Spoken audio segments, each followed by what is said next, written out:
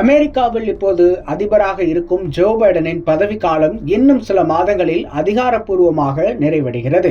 America தனது அடுத்த அதிபரை தேர்வு செய்ய விரைவில் தேர்தலை சந்திக்கும் நிலையில் பைடன் தனது பதவி காலத்தில் எத்தனை நாட்கள் விடுமுறை எடுத்துள்ளார் என்பது குறித்த தகவல்கள் இப்போது வெளியாகியுள்ளது.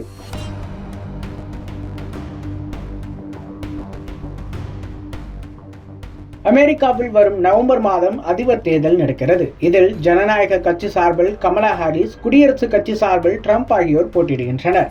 கடந்த 4 ஆண்டுகளாக அமெரிக்க அதிபராக ஜோ பைடன் இருந்து வருகிறார். அவரது பதவிக்காலம் சில மாதங்களில் முடிவடையும் நிலையில் அவர் எத்தனை காலம் விடுமுறை எடுத்துக்கொண்டார் என்பது குறித்த தகவல்கள் இப்போது வெளியாகியுள்ளது. குடியரசுக் கட்சியின் தேசிய குழு இதுகுறித்த தகவல்களை பகிர்ந்துள்ளது.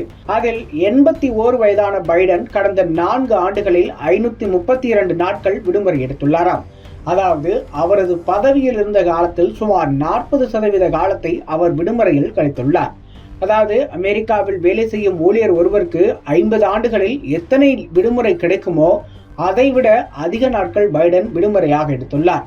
அமெரிக்காவை பொறுத்தவரை சராசரி ஒரு ஊழியருக்கு ஆண்டுக்கு 11 நாட்கள் விடுமுறை கிடைக்கும்.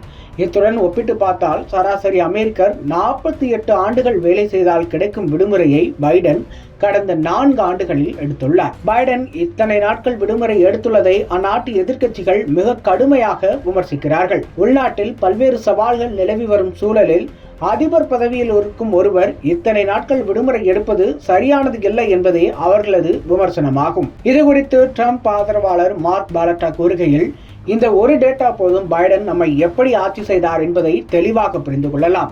அமெரிக்கா மட்டுமின்றி ஒட்டுமொத்த உலகமே பற்றி எரியும் போது பைடன் எதையும் கண்டுகொள்ளாமல் தூங்கிக் கொண்டிருந்துள்ளார். இதுதான் பைடன் நமக்கு கொடுத்த ஆட்சி என்று விமர்சனம் செய்திருக்கிறார்கள். பணவீக்கம், எல்லை பாதுகாப்பு, சர்வதேச மோதல் என்று பல்வேறு பிரச்சனைகள் இருப்பதையும் சுட்டிக்காட்டும் அந்நாட்டு எதிர்க்கட்சிகள் இந்த விவகாரத்திலும் பெரிய அளவில் கவனம் செலுத்த ட்ரம்ப் தவறிவிட்டதாகவும் சாடுகின்றனர். அதே நேரம் பைடன் தரப்பு ஆதரவாளர்கள் இதற்கு நேர்மறையான கருத்துக்களையே கூறியுள்ளனர். அதாவது பைடன் அலுவலகத்திற்கு வரவில்லை என்றாலும் தனது இருப்பிடத்திலிருந்தே பணிபுரிந்ததாக அவர்கள் கூறுகிறார்கள்.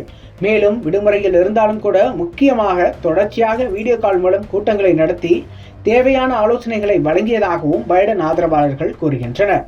கடந்த கால தகவல்களை வைத்து பார்க்கும்போது தனக்கு முன்பு அதிபர் பொறுப்பில் இருந்தவர்களை காட்டிலும் பைடன் அதிக நாட்கள் விடுமுறை எடுத்துள்ளார். முன்னாள் அமெரிக்க அதிபர் டொனால்ட் ட்ரம்ப் தனது பதவி காலத்தில் 26% நாட்களை விடுமுறையாக எடுத்துள்ளார். முன்னாள் அதிபர் ரொனால்ட் ரீகன், பராக் ஒபாமா ஆகியோர் வெறும் 11% மட்டுமே விடுமுறை எடுத்திருந்தனர். ஜிம்மி கார்ட்டர் தனது பதவி காலத்தில் வெறும் 79 நாட்கள் மட்டுமே விடுமுறையாக எடுத்துள்ளார்.